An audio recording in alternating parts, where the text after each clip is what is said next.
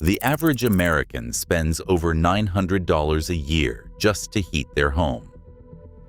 But there is a heating technology that has been around for over 1,000 years, costs almost nothing to build, burns 90% less fuel than a regular wood stove, and keeps a home warm for 12+ hours on a single small fire. It is called a rocket mass heater. And in most US cities, it is completely illegal to install one. A rocket mass heater looks almost primitive at first glance. A short vertical feed tube called a J-tube leans into a horizontal burn tunnel, both made from simple fire brick or steel pipe. From there, the tunnel rises sharply into a vertical heat riser, insulated with a sleeve of perlite or clay, where the fire's real work happens. Instead of sending hot smoke straight up a chimney, the system channels it sideways through a long earthen bench packed with clay and sand, known as the cob bench.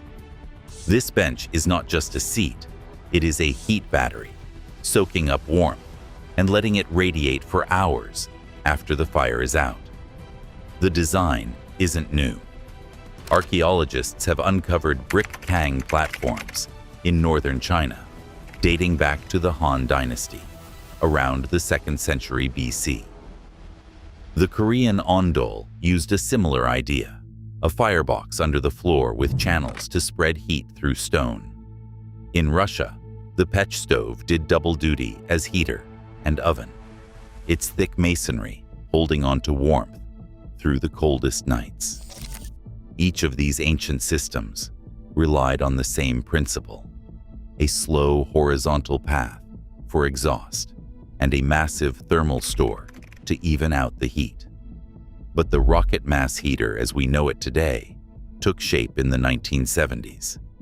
Ianto Evans, a Welsh-born ecologist working in Oregon, began experimenting with the proportions of the J-tube and heat riser. His early prototypes, documented in black and white photos from the Aprovecho Research Institute, stacked a metal drum over the riser to capture heat and then routed exhaust through a cob bench.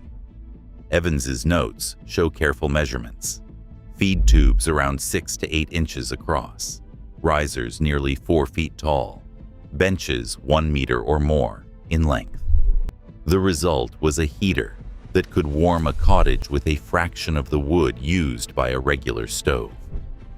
Evans's work, later published through the Cobb Cottage Company, opened the door for thousands of do-it-yourself builders to adapt the design, using earth, brick, and salvage for a total cost under $50. The lineage is clear: ancient heat batteries reborn with modern combustion science and a do-it-yourself spirit. Inside the core of a rocket mass heater, fire burns at temperatures that would melt the firebox of a standard stove. Lab thermocouples routinely record flames hitting 1,200 to 1,800 degrees Fahrenheit. That heat isn't just for show. It's the secret to burning almost every last molecule of fuel. In this supercharged chamber, wood vaporizes and combusts almost completely, leaving behind barely a wisp of smoke and almost no creosote. Combustion engineers call this the rule of the 3 T's: time, temperature, turbulence. The insulated riser holds the gases in the hottest zone for 1 full second or more, long enough to oxidize nearly all the carbon. Turbulence, created by the J-tube's sharp angles, mixes air and fuel so thoroughly that emissions of carbon monoxide and fine particulates drop to a fraction of what escapes a typical wood stove. Measured carbon monoxide levels in the exhaust often stay below 10 parts per million, and peak efficiency in independent tests reaches 70 to 85%. But the real magic happens after the fire. Instead of losing heat up a chimney, the hot gases snake through a massive earthen bench, turning it into a thermal battery. 1 cubic meter of cob about the size of a park bench, can store 55 kilowatt-hours of energy.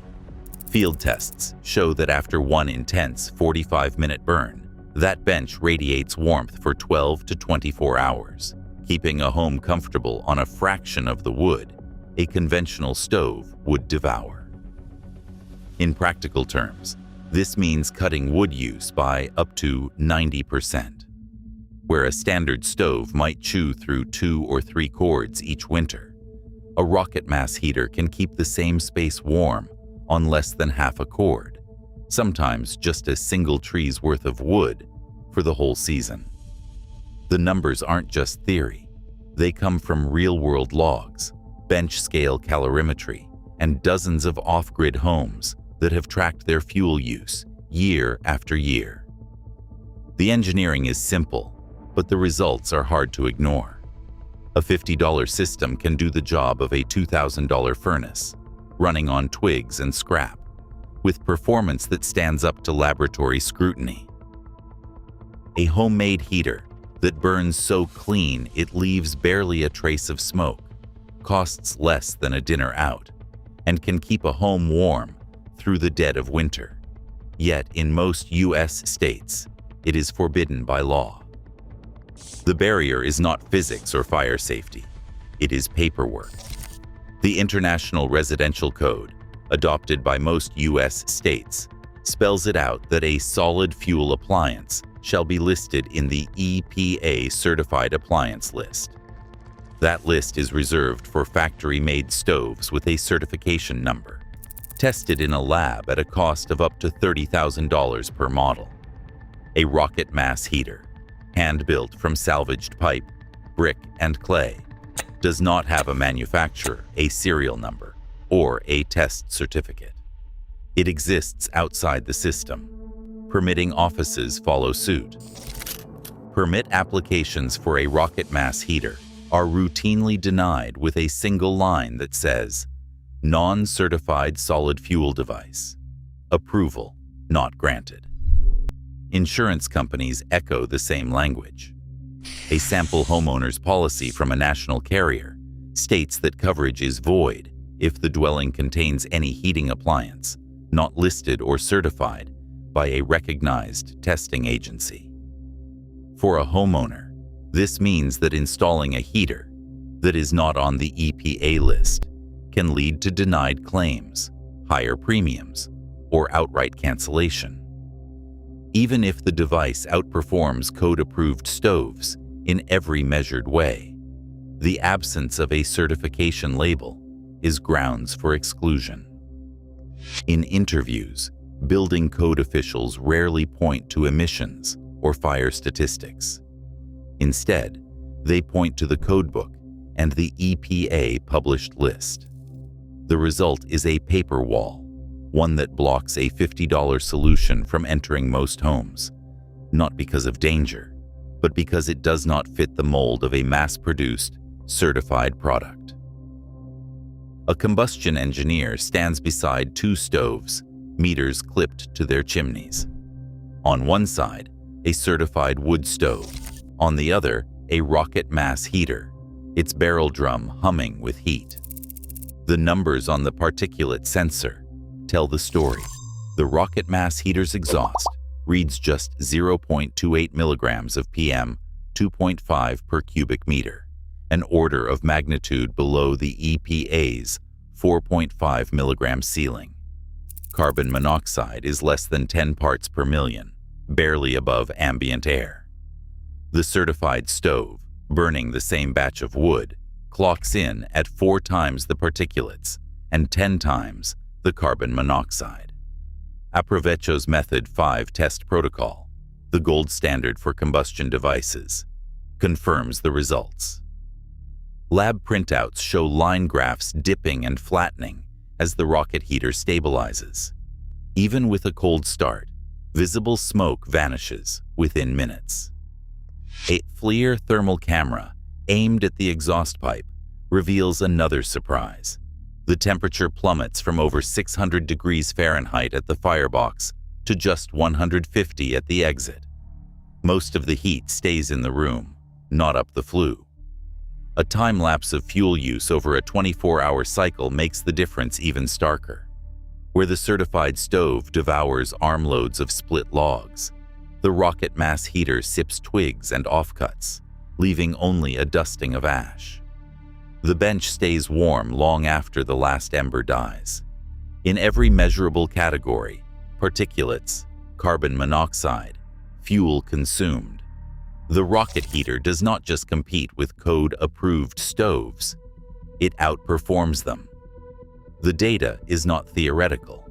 It is right there on the meter. A cabin deep in the Pacific Northwest stands warm through the night, its owner claiming the heater inside cost less than a tank of gas. He stacks a single armload of wood beside the feed tube, enough for the entire day. His logbook shows just 0.3 of a cord burned over the whole winter, keeping 1,200 square feet at a steady 68 degrees. The annual savings, more than $850 compared to the region's average heating bill. The heater itself, built for $45 from salvaged brick and a used steel drum, assembled in a weekend. At the Deanery Eco Village in Nova Scotia, a community-scale rocket mass heater heats 12 households with just one cord of wood for the season. Residents track their expenses and report yearly savings of $400 to $600 per home, all while sourcing fuel from local caucus instead of the utility grid. A homeowner in Portland, Oregon, installed a prefab kit in a 2,000 square foot house. With a city-issued experimental permit, she logs 0.4 of a cord of wood per year and sees her electric bill drop by nearly a third. When asked about the system, she says, "It's the first time I've ever heated my home with just what I could carry in one trip." These are not outliers. They are proof that a handful of twigs and a little ingenuity can outmatch the most expensive furnace. A rocket mass heater comes together with a handful of parts you can find at any salvage yard or hardware store. Start with recycled fire brick for the burn tunnel and riser. Soft fire brick holds up to the heat, but even old pavers will work in a pinch.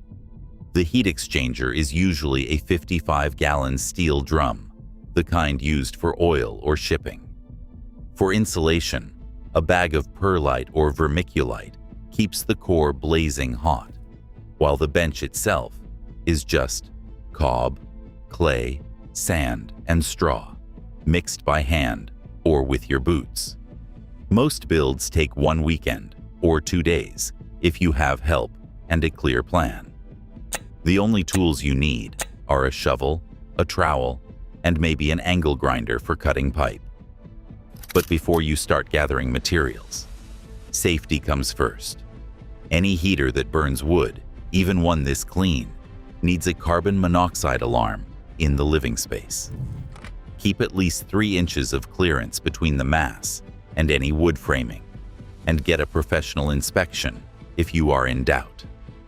Local codes may require a permit, especially in urban areas, so check before you build. This is just one of dozens of heating, cooling, and energy technologies that work, but that most people have never heard of. If you want to see more of what they don't want you to know about, subscribe. Every video on this channel is going to show you something real that actually works. No theory, no fluff. We will see you in the next one. Right now, city codes keep ultra-efficient heaters out of reach for millions, while fossil-fueled systems remain the norm. The line between innovation and restriction is not drawn by physics, but by policy. Some solutions already exist. Who decides which ones you are allowed to use? This is just one of dozens of heating, cooling, and energy technologies that work, but that most people have never heard of. If you want to see more of what they do not want you to know about, subscribe. Every video on this channel will show you something real that actually works. No theory, no fluff. We will see you in the next one.